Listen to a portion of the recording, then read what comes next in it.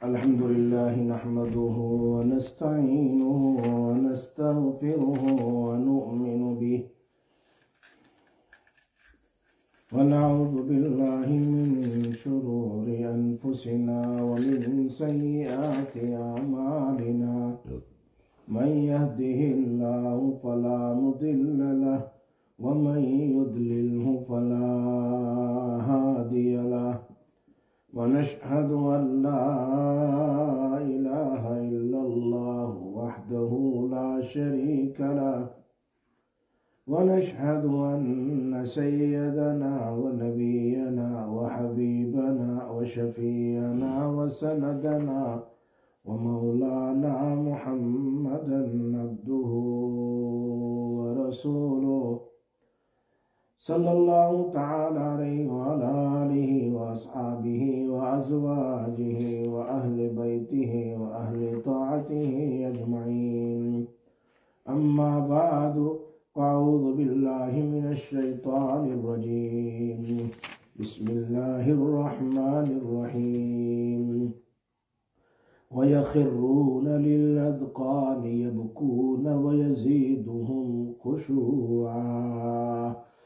One Anas रज़ियल्लाहु तआला अन्हु क़ाल ख़तब रसूलुल्लाह सल्लल्लाहु अलैहि वसल्लम ख़ुतबतन मा समिअतु मिस्लहा क़त्तु फ़क़ाल लौ तअलमून मा अअलमु लदहिकतुम क़लीला व लबकैतुम कसीरा। क़ाल फ़ग़त्ता अस्हाबु रसूलिल्लाह सल्लल्लाहु क़ाल रसूलुल्लाह सल्लल्लाहु क़ाल अस्सहाबी फ़ग़त्ता अस्हाबु रसूलिल्लाह सल्लल्लाहु अलैहि वसल्लम वजुहहुम वलहुम खनीनुन। रवाहुल बुखारी व मुस्लिम। सबक बयानु फी बाबिल खौफी। इमाम नबवी रहमतुल्लाह अलैह, मेरी माएँ मोहतरमा, बहनें, माएँ और मेरे भाइयों, ये इमाम नबवी रहमतुल्लाह अलैह ने एक बाब कायम किया है, बहुत अच्छा बाब है। फज़लुल बुका मिन खशियतिल्लाह व शौकन इलल्लाह तआला। अल्लाह का खौफ और अल्लाह की मोहब्बत में रोना। अल्लाह का खौफ और अल्लाह की मोहब्बत में रोना, ये दो चीज़ें इस बाब में इमाम नबवी रहमतुल्लाह अलैह ने बयान फरमाई।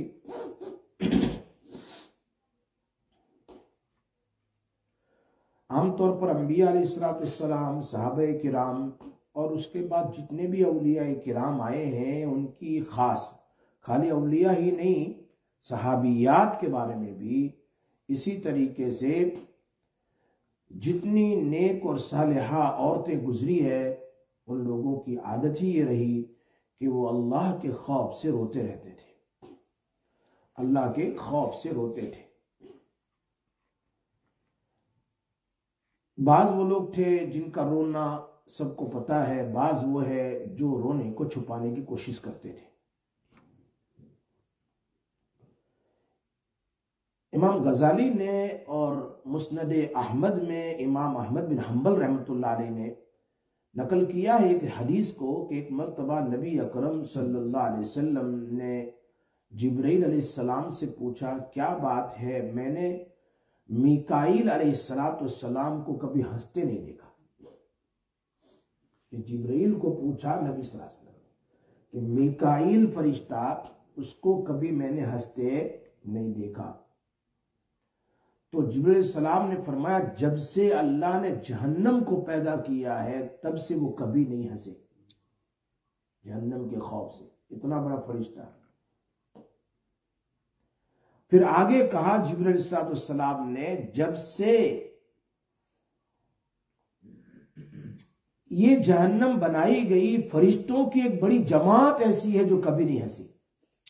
फरिश्तों की एक बड़ी जमात नहीं हंसी, सिर्फ रोती रहती है जहन्नम से, क्योंकि वो जहन्नम देखा हुआ है।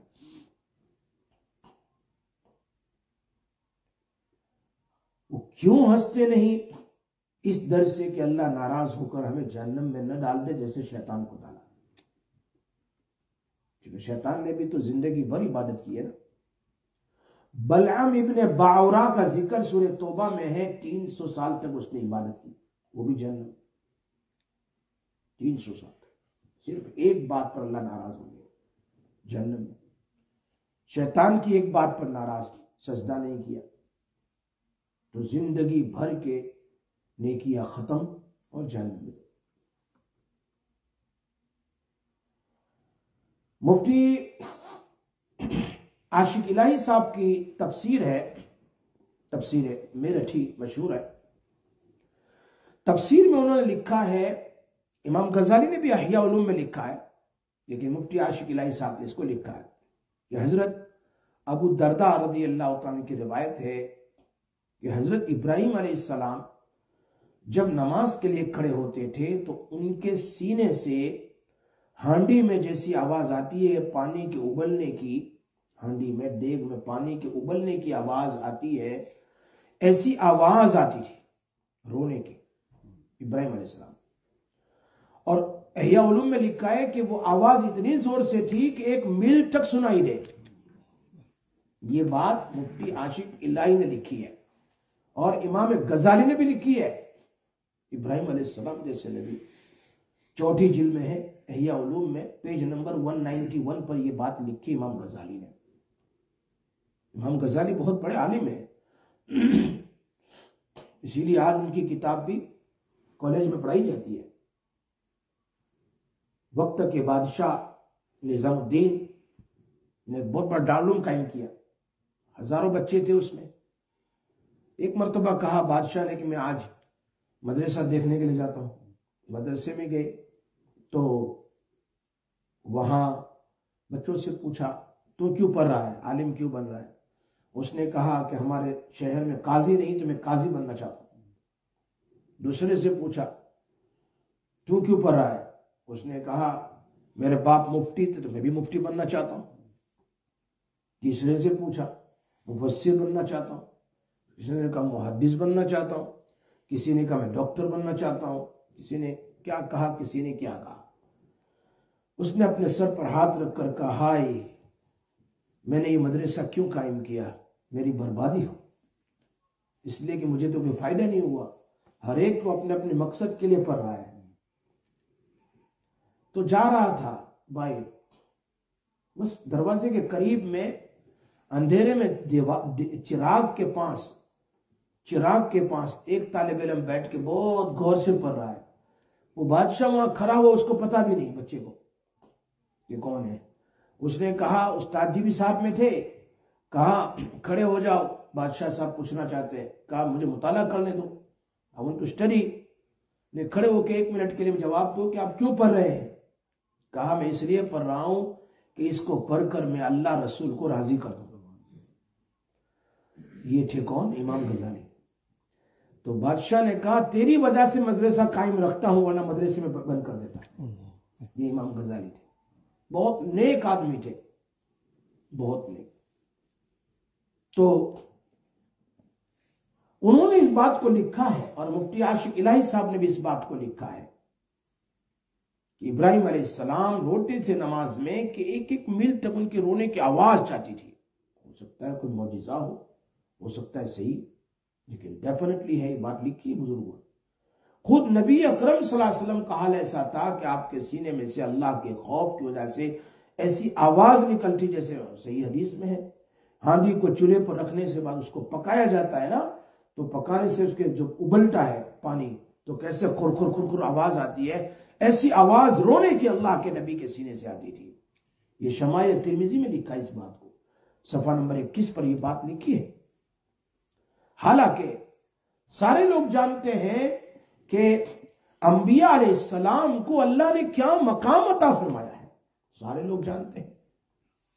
उसके बावजूद अल्लाह की जात और अल्लाह की सिफात के मुतालिक वो जानते थे और अल्लाह की शान बेनियाजी को वो जानते थे कि अल्लाह को किसी की जरूरत नहीं है।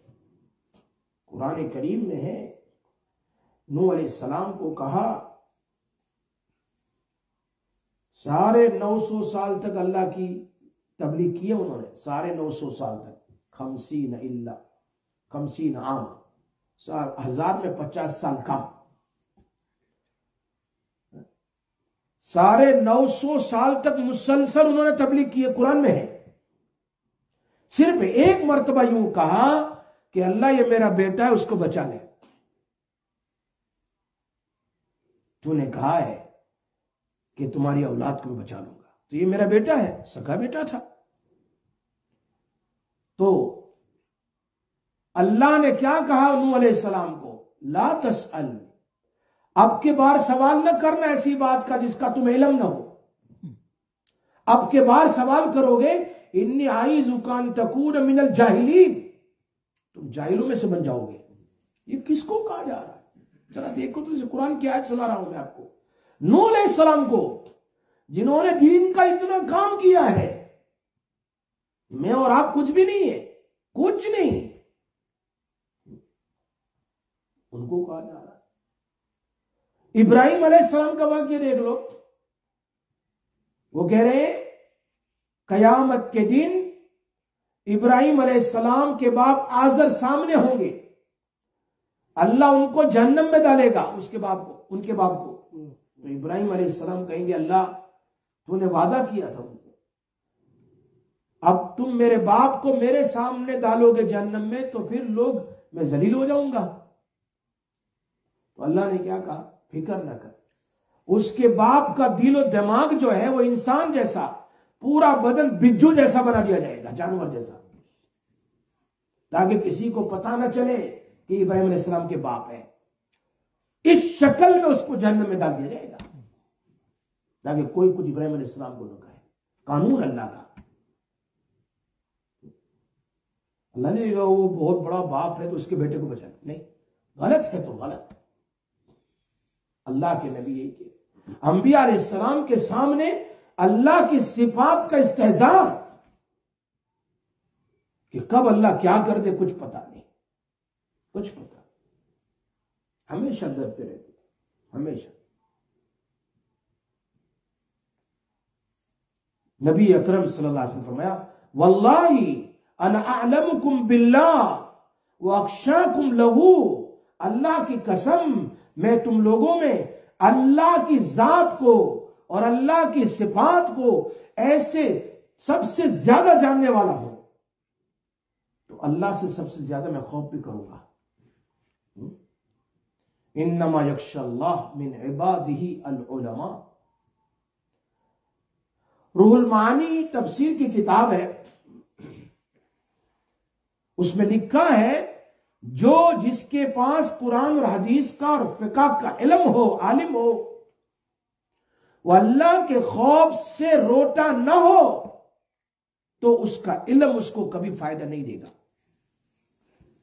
रोने वाला, इसीलिए आपने देखा उलमा कुरान पढ़ते रोते रहते हैं, उनको पता है। सैयदना अबू बकर रज़ियल्लाहु ताला अन्हु के बारे में हदीस में आता है, फजाइल में आपने बहुत पढ़ा होगा, कि वो कभी चिड़िया को देखते थे, चिड़िया छोटी छोटी चिड़िया ऐसी उड़ती है, यहां बैठी है वहां बैठी है, उड़ के चली जाती है, उसको देखकर रोकर कहते थे, रोते हुए कहते थे, लैतनी मिस्लुका या ताइर वलन अकुन बशरा, ए परिंदे काश के मैं भी तेरी तरह परिंदा होता, काश के मैं तेरी तरह बर्ड होता, मैं इंसान ना होता। इसलिए कि परिंदों को तो कोई हिसाब किताब नहीं है, इंसान को तो मरने के बाद हिसाब किताब देना है, एक एक मिनट का, एक एक सेकंड का, जिंदगी के हर कॉइन का, हर चीज का हिसाब देना है। ये तो अल्लाह ने साफ कहा, सही हदीस है अबू दाऊद शरीफ, कि इंसान का एक कदम आगे नहीं जाएगा जब तक वो 5 सवालों का जवाब ना दे दे। वो देना जरूरी है।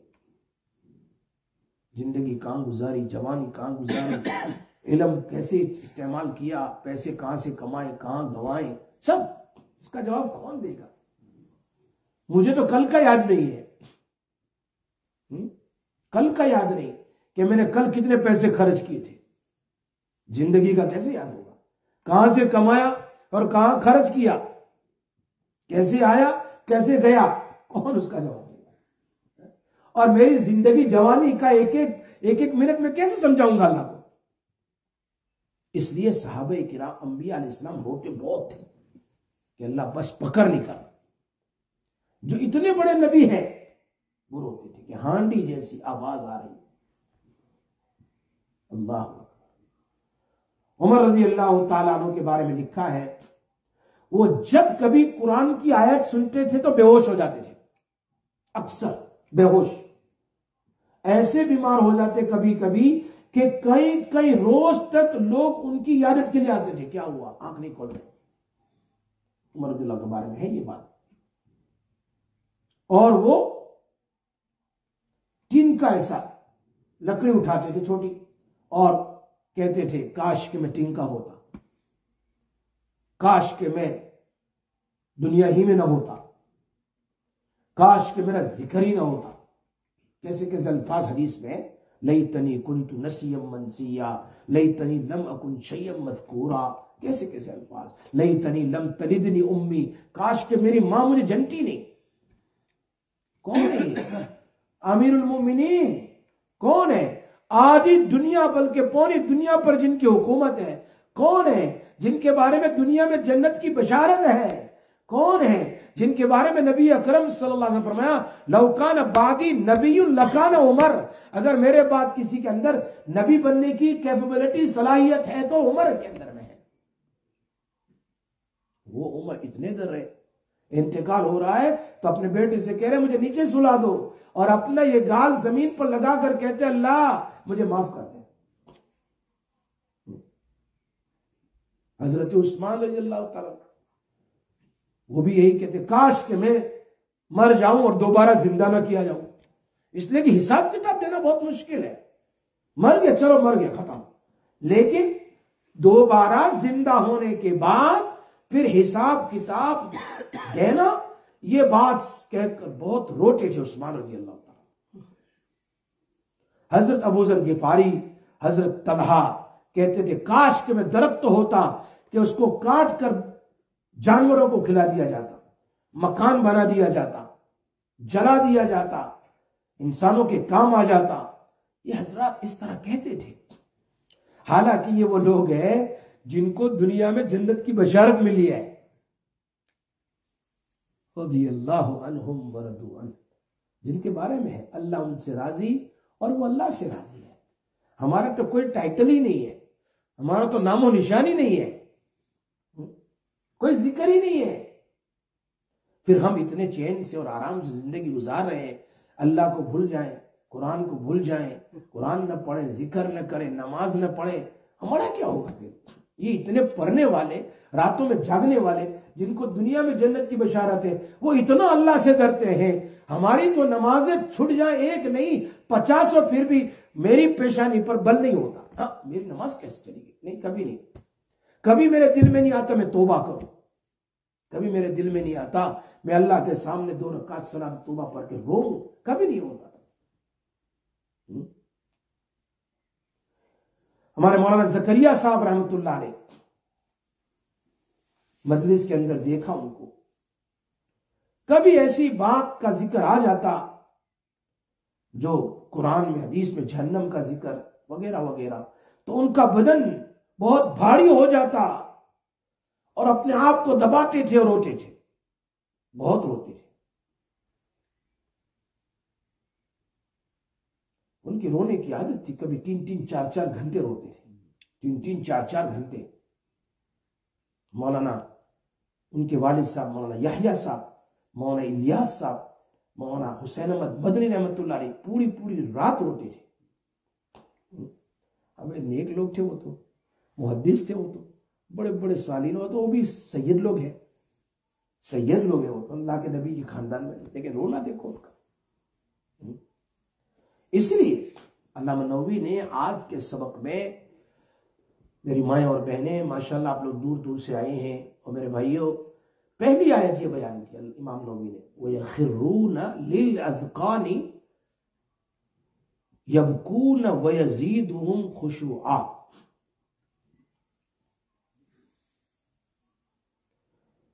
ये लोग जब अल्लाह की आयतों को सुनते थे तो ठूड़ियों के बल सजदे में गिर जाते थे, यानी वो इस तरीके से या ठूड़ी अपनी नी पर रख देते थे या फिर जमीन पर रख करके वो सजदे जैसा होकर के रोते थे। बस रोना ही रोना, रोना। इसीलिए कुफ्फार मक्का को, मक्का के काफिरीन को कुरान करीम में अल्लाह ने बयान फरमाया, अफमिन हादिल हदीसी ताजबून व तुदहकून वला तबकून। कुरान पाक की आयत को सुनकर तुम इनकार के तौर पर ताज्जुब करते हो, यानी तुम हंसते हो कुरान को सुनकर, रोते नहीं। अल्लाह उन लोगों को तुम रोते नहीं है। मौलाना इलियास साहब रहमतुल्लाह रात में बेचैनी से करवट लेते और रोते थे। एक बार बीवी ने पूछा, हमें तो रात में सोते सुबह हो जाती है, पता नहीं चलता। ये रात में रोते थे, करवट इधर इधर उधर। बीवी ने पूछा क्या बात है? कहा मैं चाहता हूं कि अल्लाह पाक मुझे 2 आंखें रोने वाली अता फरमाए। रोते जा रहे हैं और कह रहे हैं अल्लाह, चूंकि ये तो नबी सल्लल्लाहु अलैहि वसल्लम की हदीस है, अल्लाह के नबी ने कहा अल्लाह मुझे ऐसी आंखें अता फरमाए मैं खूब रो तेरे लिए। तो ये रात को कह रहे थे अपनी बीवी को, सुबह पूछा तो कहा मैं इसलिए रो रहा हूं कि अल्लाह मुझे रोने वाली आंखें अता फरमाए। इसलिए इमाम नबवी रहमतुल्लाह अलैह यहां पर 2-4 हदीसें ले आए इस बाब के अंदर में। सबसे पहली हदीस लाए हैं बहुत अच्छी, अब्दुल्लाह इब्न मसऊद। इसलिए कि आप लोग हदीस सुनने के दर्स में आ रहे हो, दर्स हदीस में ये भी बहुत बड़ी नेमत है कि आप तालिब इल्म हो, आप लोग तालिब इल्म हो। ये न कहो मैं बयान में जा रही हूं, मैं दर्स हदीस में जा रही हूं, क्योंकि ये हदीस का दर्स यहां होता है और हदीस के दर्स की बड़ी फजाइल है, बड़े फजाइल। एक हदीस सुने तो 40 नफल हज के बराबर सवाब है, 40 नफल हज के बराबर। 10,000 कॉइन अल्लाह के रास्ते में स्पेंड करने का, यानी गोल्ड कॉइन, और 1,000 गुलाम अल्लाह के रास्ते में आजाद करने का सवाब है। ये बात मौलाना शाह वसीउल्लाह साहब रहमतुल्लाह अलैह बयान फरमाई। हदीस का दर्स बहुत अहम होता है, बहुत अहम। इसलिए आप हदीस सुनने की नियत से आए, तालिब इल्म बनकर आए कि मैं तालिब इल्म हूं। आप जिंदगी भर नियत कर ले कि जब तक मेरी जिंदगी बाकी रहेगी हम दर्स हदीस में बैठेंगे। दुआ कर अल्लाह मुझे भी आफियत दे, लंबी उम्र दे, आफियत वाली सुकून के साथ मैं आपको समझाता रहूं, मैं मुताला करता रहूं। अल्लाह मुझे आफियत वाली जिंदगी नसीब फरमाए ताकि हमारी ये मजलिसें आबाद रहे, चलती रहे। तो हम जितने साल तक हम नियत करेंगे कि हम तालिब इल्म हैं, हदीस सुनने के लिए जाते हैं, खुदाए पाक की कसम जब तक तुम जिंदा रहोगे तुम्हें तालिब इल्म का सवाब मिलता रहेगा। चरिंदे परिंदे तुम्हारे लिए मगफिरत की दुआएं करते रहेंगे, फरिश्ते दुआएं करते हैं। फरिश्ते उनके जब वो चलकर आते हैं हदीस सुनने के लिए तो उनके पैरों के नीचे पर बिछाते हैं। ये तो सारी हदीस है तिरमिज़ी शरीफ की। इसलिए तालिब इल्म बनकर आओ और अमल की नीयत से आओ कि हम हदीस को सुनकर अमल करेंगे। ये सबसे पहली हदीस देखो कितनी अजीब हदीस है। एक मर्तबा अब्दुल्लाह इब्न मसऊद रज़ियल्लाहु तआला फरमाते हैं नबी अकरम सल्लल्लाहु अलैहि वसल्लम ने मुझसे इरशाद फरमाया कि मुझे कुरान सुनाओ। नबी सल्लल्लाहु अलैहि वसल्लम कह रहे हैं साहबी को मुझे कुरान सुनाओ। अब्दुल्लाह बिन मसूद कहते हैं अल्लाह के रसूल मैं सुनाऊं? यानी कभी तालिब इल्म डर जाता है ना, बड़ा उस्ताद हो कि कोई शेख आ गया का सुनाओ, उधर जाते हैं नहीं मैं सुनाऊं, मैं कैसे सुनाऊं? आप पर कुरान नाजिल हुआ तो आप सुनाओ हमें, कुरान तो आप पर नाजिल हुआ है, मैं कैसे सुनाऊं? नबी सल्लल्लाहु अलैहि वसल्लम फरमाया मैं कभी दूसरे से भी सुनना चाहता हूं, मैं तो पढ़ता ही रहता हूं, मैं तो इमामत करता ही रहता हूं, कभी तुम भी पढ़ा लो नमाज। इस तरह कहते हैं मैं तो पढ़ता ही रहता हूं लेकिन तुमसे भी सुनना चाहता हूं, सुनाओ। तो मैंने नबी सल्लल्लाहु अलैहि वसल्लम के सामने सूरतुन निसा 4 पारे में पढ़ना शुरू की। जब मैं इस आयत पर पहुंचा अब्दुल्लाह मसूद फरमाते उनकी आवाज बहुत अच्छी थी, अब्दुल्लाह मसूद रज़ियल्लाहु की आवाज बहुत जबरदस्त थी। जब मैं इस आयत पर पहुंचा हमारे मौलवी साहब ने सुनाया उस दिन बयान में कि पाकिस्तान में मेरा बयान था एक जगह, मौलाना मंजूर मेंगल साहब आए तो उन्होंने सुनाया कि पाकिस्तान में मेरा बयान था एक जगह और बहुत बड़ा मजमा था। तो हम 6-7 उलमा उसमें कारी भी थे, तो हम चाय पी रहे थे और हमने स्टेज पर से कुरान पढ़ने की आवाज सुनी कि वो उस बच्चे ने हमें पागल कर दिया, ऐसा लगता है कि जादूगर ही है, ऐसी आवाज है इसकी, जादू जैसे पागल कर दिया। वो बड़े बड़े कारी बैठे हुए वो भी कहने लगे क्या वकफ कर रहा है, क्या तजवीज है इसकी। मैंने जल्दी जल्दी चाय पी ली और वहां जाके देखा तो एक कह रहे मेरा ये इमामा है काला, उससे भी ज्यादा काला बच्चा बैठा हुआ है, स्टेज पर कुरान पढ़ रहा है। सुना था आपने? सुना रहा है कुरान को, कुरान सुना रहा है। मैं वहां पहुंच गया, उसने किरात खत्म की, मैंने उसको बुलाया, बुलाकर मैंने उससे पूछा ये क्या है, क्या पढ़ रहा है? कहा कुरान। उसके उस्ताद को बुलाया, कहा ये तो क्या कुरान? कहा हमें पता नहीं है, हम जितना सबक लेते याद कर लेता है, आधा पारा तो आधा पारा एक पारा सबक तो एक पारा सबक याद कर लेता है। हमें पता नहीं ये इंसान है या जिन्नात है, हमें पता नहीं ये इंसान है या जिन्नात है। 4 साल में उसने हिफ्ज भी किया और सबा आशरा के लिए कितने साल लगते हैं? 7 साल लगते हैं। उसने 4 साल में पूरे कुरान को 7 टाइप पढ़ना और 10 टाइप पढ़ने का जो तरीका है उसने सीख लिया था। बलूची था, ईरान में रहते थे, शेरबार गांव के अंदर में, वहां से बच्चा आया हुआ था। तो उस्ताद जी के मौलाना मंजूर साहब कह रहे, मैंने उससे पूछा 4 साल में घर गए हो? तो खामोश है। फिर मैंने पूछा घर गए हो? खामोश है। फिर पूछा तीसरी बार, तो उसने समझा कि ये मानने वाले नहीं है, तो उसने रोते हुए कहा मैं कहां जाऊं, तो मेरे तो माँ बाप है भी नहीं, मैं तो यतीम हूं, देखा, मैं यतीम बच्चा हूं।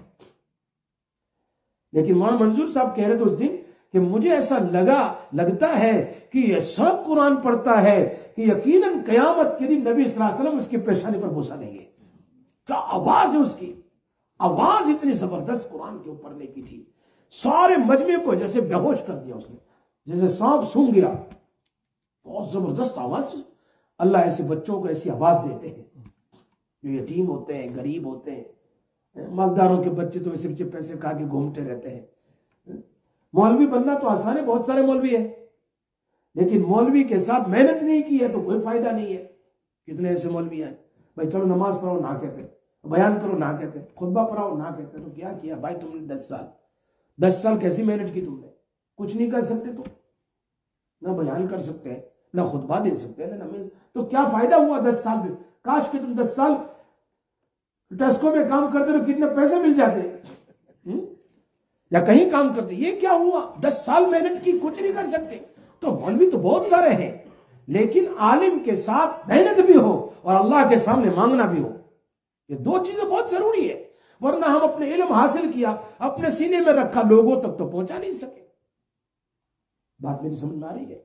तो ऐसा देखो, इन्होंने कहा मैंने सूरह निसा पढ़ना शुरू की, जब इस आयत पर पहुंचा फकैफ इज़ा जिना मिन कुल्ली उम्मतिन बिशहीद व जिना बिक अला हाउलाई शहीदा, क्या हाल होगा उस वक्त जबकि हर उम्मत के लिए गवाह बुलाया जाएगा। इस उम्मत के बारे में तुम क्या कहते हो? इसके बारे में तुम क्या कहते हो? ए नबी, हम आपको सारी उम्मत पर गवाह बनाएंगे। मेरा नबी सारी उम्मत के लिए गवाह बनेगा कयामत के दिन। नबी सल्लल्लाहु अलैहि वसल्लम ने फरमाया बस करो, हस्बुकल आन, बस करो, बस करो, रोते जा रहे हैं, बस करो, बस करो, अब मेरे अंदर सुनने की ताकत नहीं। मैं खामोश हो गया। अब्दुल्ला मसूद फरमाते हैं मैंने नबी सल्लल्लाहु अलैहि वसल्लम को देखा, आंसू बह रहे हैं और सीने पर गिर रहे हैं, इतना रो रहे थे कुरान सुनकर।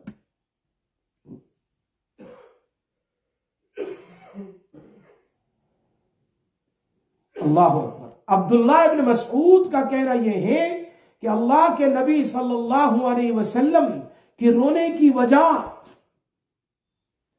कि कयामत के दिन मुझे गवाह बनाया जाएगा सारे लोगों के लिए।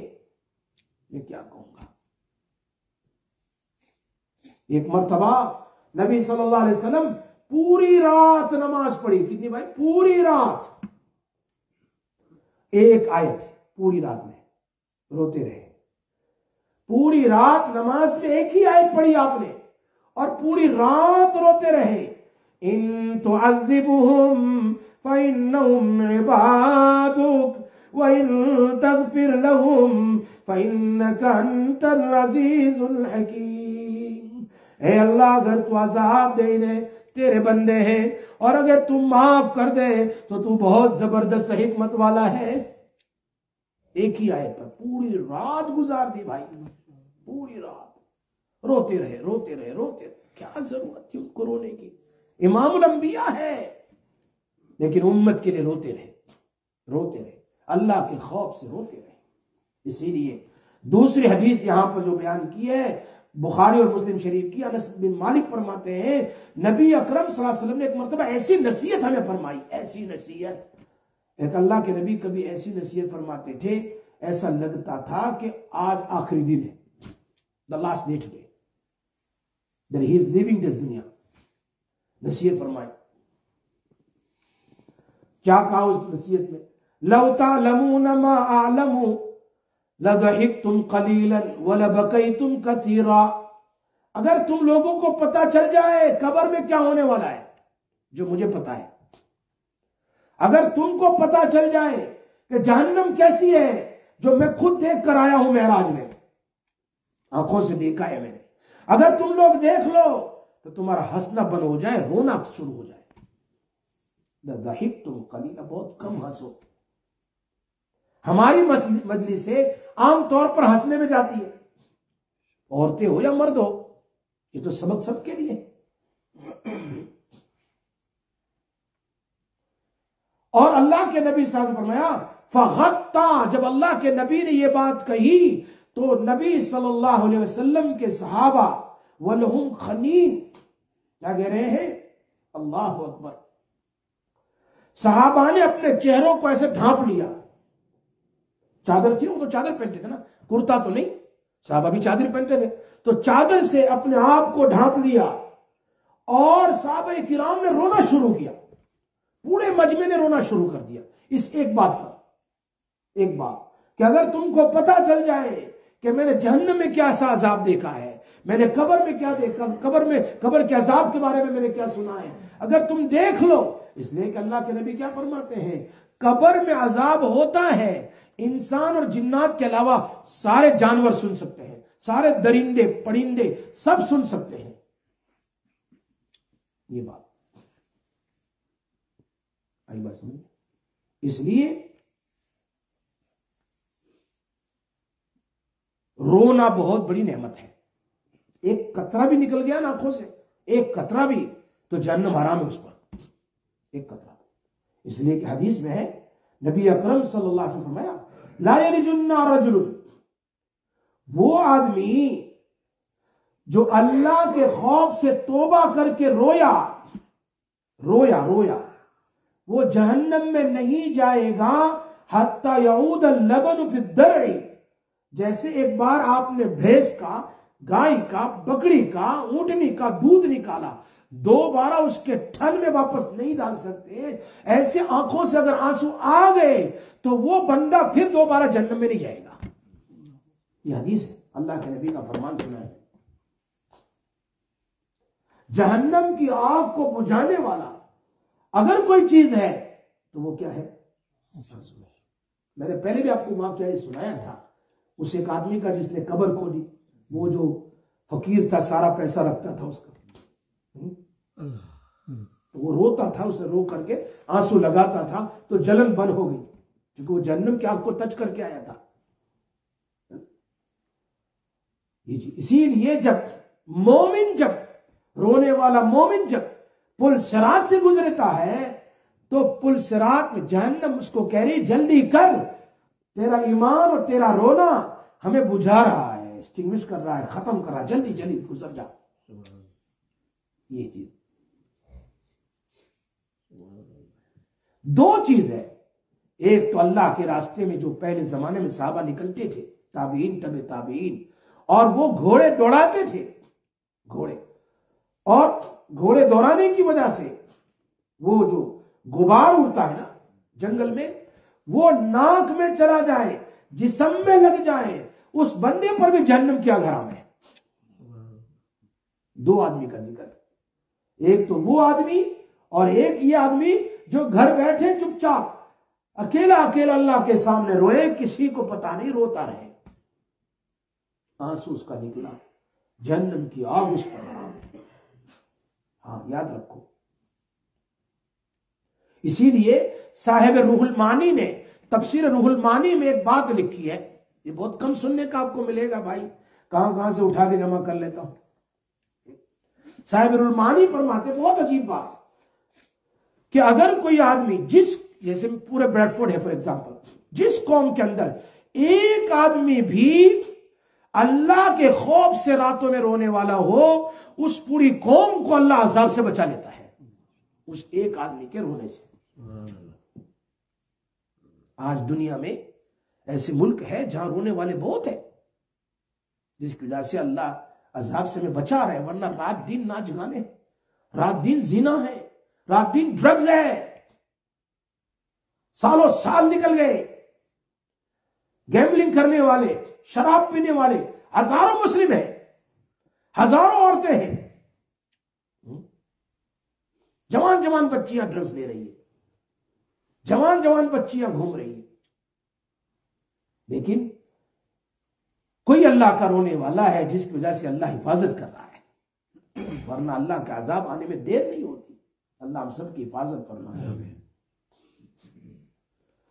इसीलिए मुफ्ती शफी साहब रहमतुल्लाह अलैह एक अजीब बात लिखते हैं अपने मारिफुल कुरान में, फरमाया आज उम्मत की परेशानियों की एक वजह यह है कि उम्मत ने रोना छोड़ दिया। हंसने वाली मजलिस ज्यादा है बनिस्बत रोने के। हम आज अपनी मुसीबतों पर रोना रो रहे हैं। मेरा घर जल गया तो मैं रोता हूं, मेरी बीवी मर गई तो मैं रोता हूं, मेरा शौहर मर गया तो मैं रोता हूं, मेरा बच्चा मर गया तो मैं रोता हूं, मेरा नुकसान हो गया तो मैं रोता हूं, बीमारी लग गई, डॉक्टर ने कहा कैंसर है, मैं रोता हूं, या कोई इंतकाल कर गया रोता हूं, कोई आफत आ गई रोता हूं, तकलीफ में मुब्तला हो गया रोता हूं, माल चोरी हो गया रोता हूं, कारोबार में नुकसान हो गया मैं रोता हूं। ये सब के सब, लेकिन हम में इस बात की तौफीक नहीं कि कोई अल्लाह के खौफ से रोए अपने गुनाहों पर, कोई नहीं। रोने वाले कम है।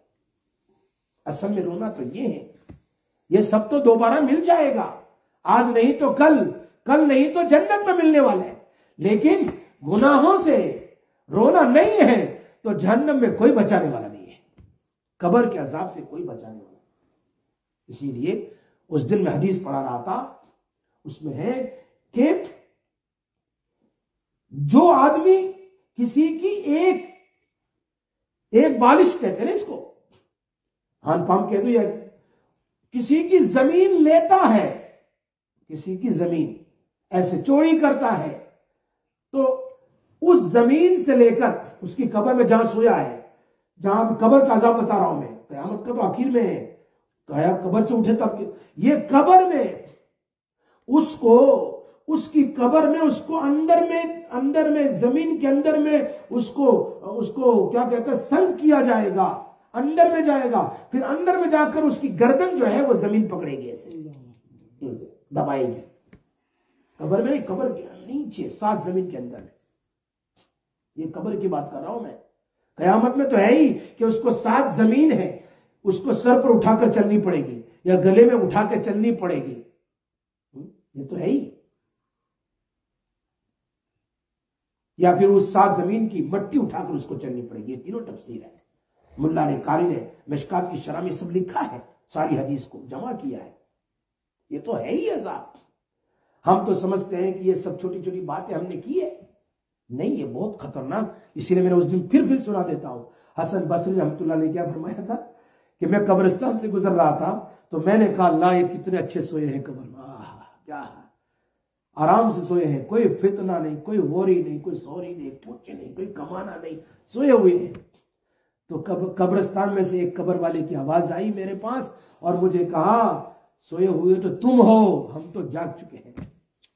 क्या कहा हसन बसरी, सोए हुए तो तुम हो, हम तो कब्र में जाग गए। इसलिए कि मरने के बाद आंख खुल जाती है कि मैं गधे पर सवार हूं या घोड़े पर सवार हूं, अब मेरा क्या होगा यहां, तब आंख खुलती है। इट्स टू लेट, हम तो जाग गए, तुम लोग कब्र को भूलकर सोए हुए हो। तुम्हें पता नहीं कब्र में क्या होने वाला है। इसलिए हमें अल्लाह के खौफ से रोना है। पास लोग कहते हैं कि हमें रोना ही नहीं आता, हमें रोना नहीं आता, दिल बड़ा सख्त है, रोना नहीं आता। तो भी घबराने की बात नहीं है। चलो रोना आंखों से आंसू नहीं, लेकिन कभी हम हाथ उठाकर, अल्लाह के नबी फरमाते हैं फ़इल्लम तबकू फ़तबाकऊ, अगर तुझे आंखों से आंसू ना निकले लेकिन हाथ उठाकर तू रोने वाला चेहरा तो बना। चलो आंसू नहीं निकले, लेकिन बच्चे को देखा है ना कि एक भी आंसू नहीं निकलता उसका, देखा कभी? देख लेना फिर अगर अपने नवासों पोतों को, एक भी आंसू नहीं निकलता, लेकिन ऐसा रोता है जैसे वो मां दौड़ के जाती क्या हो गया तुझे, और उसको उठा लेती है। एक भी आंसू नहीं निकला। कम से कम तुम अल्लाह के सामने ऐसा तो रो जिसको झूठा रोना कहते हैं। हम झूठा रोना भी नहीं रोते, जबकि अल्लाह के नबी ने फरमाया अगर तुम्हें रोना नहीं आता तो रोने वाला जैसा चेहरा तो बना लो, उस पर भी अल्लाह माफ कर देगा। रोने जैसी शक्ल तो बनाओ। अगर आहिस्ता आहिस्ता इस तरह करेंगे तो रोने की आदत पड़ जाएगी। ये भी सीखने की चीज है भाई, ऐसा रोना नहीं आता है, ये भी सीखने वाली चीज है। हर चीज को सीखी जाती है। रोना कैसे रोना उसको भी सीखा जाता है। हाँ, वो तो उसकी आदत करनी पड़ेगी हमें। आज बैठा कल बैठा, आहिस्ता आहिस्ता अल्लाह उसका दिल गर्म कर देगा, वो पिघलेगा, फिर आंसू आएंगे। इसलिए कि आंखों से आंसू निकलता है ना। हदीस में क्या है कि एक आदमी अल्लाह के रास्ते में लड़े, खून का कतरा रोने वाले के आंसू के बराबर है। वो शहीद के खून का कतरा और रोने वाला दोनों के कतरे बराबर हैं, ये दोनों जन्नत में नहीं जाएंगे। तो सवाल होता है कि आंखों से निकलने वाला कतरा खून जैसा कैसे, हो तो बेचारा कट गया, खत्म हो गया, उसके बराबर कहां। जब बंदा अल्लाह का खौफ से रोता है तो उसका खून जो है, उसका खून ये आंसू से बदलकर फिर आंखों से निकलता है, गोया उसने खून का रोना रोया। इसलिए आप देख लेना फर्क। हमारे शेख कहते थे, हकीम अख्तर साहब रहमतुल्लाह अलैह, एक आदमी के घर पर जैसे भाई अचानक फोन आ गया कि हम तुम्हें 1 लाख पाउंड देंगे, तो कितना हंसी में रोना भी रहता है, आंखों से आंसू निकल जाते हैं। कहता खुशी का रोना है। कभी कभी आदमी खुश होता है तो आंखों से खुशी से आंसू भी आ जाते हैं। किसी को मिल लिया, कोई आ गया बहुत सालों के बाद, तो आंखों से आंसू भी है, ये खुशी का आंसू है। उस आंसू को जरा ऐसा उठा के चखना और अल्लाह के खौफ से रोने वाला जो आंसू है उसको चखना, दोनों में फर्क है। वो मीठा ये करवा है, आने वाला तो एक ही जगह से, क्योंकि वो खून से बदला है। वो मेरी बात सुन रही है, कुछ काम की बात बता रहा हूं, ये हमारे हजरत ने बतलाई थी, बहुत अजीब। इसलिए एक बुजुर्ग का इंतकाल हुआ। चलो वक्त ज्यादा हो गया, चलो अभी वक्त नहीं, इंशाल्लाह फिर इस पर बयान करेंगे। अभी तो 1-2 हदीस मैंने आपके सामने पढ़ी है। इस हदीस पर 2 बात सुनाएंगे कि वो कौन लोग हैं जिनको अर्श के साये में जगह मिलेगी। उसमें से एक वो औरत, वो मर्द भी है जो अल्लाह के खौफ से रोएगी। फिर हम वाकया सुनाएंगे सहाबियात का कि वो कितना रोती थी अल्लाह के रास्ते में। अल्लाह पाक हम सबको अमल की तौफीक अता फरमाए। या रब्बना लकल हम्दु कमा यंबगी लिजलाल वजहिका व लिअज़ीम सुल्तानिक। अल्लाहुम्मा सल्लि अला सय्यिदना मुहम्मद व अला आलि सय्यिदना मुहम्मद व बारिक वसल्लिम या अरहमर राहिमीन या अरहमर राहिमीन या ज़ल जलाल वल इकराम। अल्लाहुम्मा अक़सिम लना मिन खशियतिका मा तहूलु बिही बैनना व बैन मआसिक या अरहमर राहिमीन या अरहमर राहिमीन। या अल्लाह हमारे गुनाहों को माफ फरमा, अल्लाह हमारे खताओं को माफ फरमा, अल्लाह हमारे खताओं को माफ फरमा। अल्लाह हम गुनहगार बंदे बंदियां हैं, अल्लाह हम गुनहगार बंदे बंदियां हैं, अल्लाह माफ कर दे, अल्लाह माफ कर दे। अल्लाह तू ही माफ करने वाला है और तू माफी देने को पसंद भी करता है। अल्लाह तू कहता है आओ मेरे सामने मैं माफ कर दूंगा। तो माफी देने को पसंद करता है और माफी मांगने वाले को भी पसंद करता है। अल्लाह हम सबको माफ कर दे, अल्लाह हम पर रहम कर दे, अल्लाह करम कर दे, अल्लाह हमें अपना बना ले, हमसे राजी हो जाए, अपने नेक बंदे बंदियों में शामिल फरमा ले, अपने सालिहीन सालिहात बंदियों में शामिल फरमा। जितनी माएँ और बहनें भाई जो सुनने के लिए आते हैं दर्स हदीस से मजे ले रहे हैं, दर्स हदीस से फायदा उठा रहे हैं, दर्स हदीस से सवाब कमा रहे हैं, दर्स हदीस में बैठकर फरिश्तों की मजलिस में बैठ रहे हैं, अल्लाह के नबी और अल्लाह तुझे खुश कर रहे हैं। अल्लाह सबका आना, बैठना, सुनना, सुनाना सब कबूल फरमा, सब कबूल फरमा। अल्लाह में कुछ वक्त अल्लाह तेरे नबी की बातों को सुनने के लिए दर्स हदीस में बैठने की तौफीक नसीब फरमा। पूरी जिंदगी तो हमारी गफलत में गुजर ही गई, अल्लाह कम से कम हम तेरे सामने तेरे नबी की बात सुनकर कयामत के दिन इतना तो कह सके हमने तेरे नबी की बात सुनी है, तेरे नबी की मोहब्बत में और तेरे नबी की बात सुनकर हमने रोना रोया है। अल्लाह हमें माफ कर दे, अल्लाह तू उस पर भी माफ करने के लिए तैयार है। अल्लाह हमें कबूल फरमा ले, अल्लाह हमें कबूल फरमा ले।